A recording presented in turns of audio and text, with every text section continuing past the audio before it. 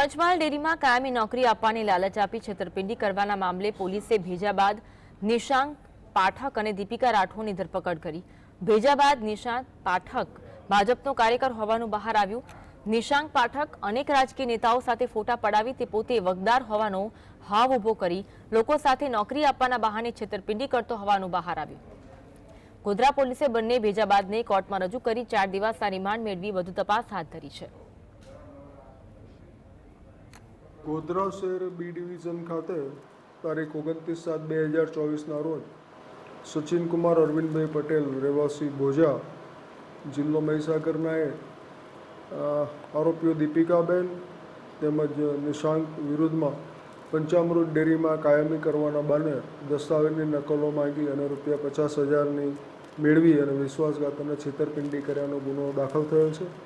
સદર ગુનાની આગળની તપાસ PSI દેવરે